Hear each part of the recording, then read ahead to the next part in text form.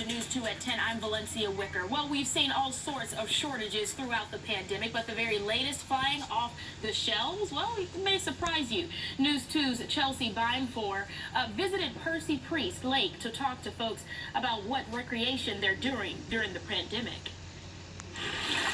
Waves lap the shoreline at Percy Priest Lake, a popular outdoor spot this summer with plenty of room for social distancing. You can't go as many places, but this is a good place to go.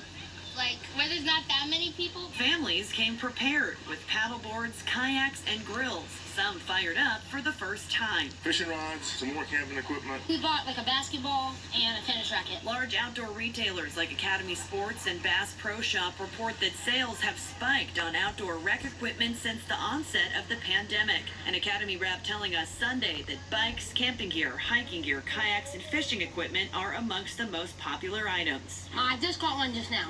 That was the first one I've ever bought, though. But here. Byers Newman and his dad picked up new fishing rods this summer, and they already own a few kayaks. Good thing, too, because apparently they're in high demand. Music City Outdoors posting this weekend they're almost out of stock, and on academy.com you'll find several kayaks on back order. We had all our team sports canceled for the summer, so, you know, you still want to get exercise and have the kids be active, and so we're doing a lot of stuff like that outside. It's really been outdoors this whole time, playing volleyball, keeping socially distanced enough with the friends and whatnot. Health experts still recommend wearing a mask outside if you'll be within 6 feet of another person. But sometimes fresh air and sunshine are the best medicine to brighten up a blue summer. Reporting in Nashville, Chelsea Binefor, News 2. Well, we finally saw some cooler temperatures today. Let's go ahead and check in with Davis Nolan for a look at our forecast. Either of you, well, let's take a look at the state of COVID-19 in Nashville. The Metro Public Health Department says bed capacity has increased since yesterday.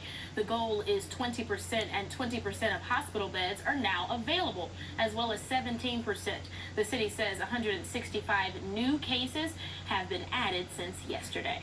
And some Middle Tennessee schools will be back in session tomorrow in Dickson County. It will be the first day of school for kids with last names A through L. The remainder of kids will return on Wednesday. And in Sumner County, students will also be going back to class tomorrow. Both districts will have a combination of online and in-person instruction. Well, COVID-19 cases have now topped 4.6 million nationwide. Megan Teverizian has more on the toll it's taking around the country. Tonight, COVID-19 cases climbing across the U.S., both in rural and urban areas. What we're seeing today is different from March and April. It is extraordinarily widespread. The month of July with the worst numbers since the pandemic began. 1.9 million new cases. 22 states, D.C. and Puerto Rico seeing cases rise. One of those states is Indiana, where schools are set to reopen. I had this excitement about being back for the first day of school. That very night, getting a phone call saying, your child's going to need to stay home for 2 weeks. Disappointing, yes. This as millions of Americans face potential financial disaster after their eviction protections and $600 enhanced unemployment benefits expired Friday.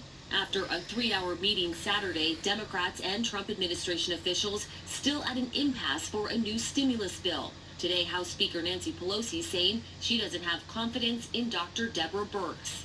I think the president is spreading disinformation about the virus, and she is his appointee. I have never been called Pollyannish or non-scientific or non-data driven. The number of lives lost approaching 155,000. 2 of those are Sam and Joanne. Married close to 30 years, Sam sent her video messages when she was first diagnosed with COVID-19. Practically every picture I have has got you in there. I love you, darling, and I hope you really enjoy this video. But in Joanne's final hours, Sam, donning full PPE, saying bye to her in person, risking his life. You don't recognize me with all this junk on my face. It is Sam. I love you, sweetheart. 3 weeks later, Sam died in that same hospital room from the virus. His stepson asked him if he regretted that last hospital visit. He replied, not for 1 second. Megan Teverizian, ABC News, San Diego. Well, new tonight, a Crossville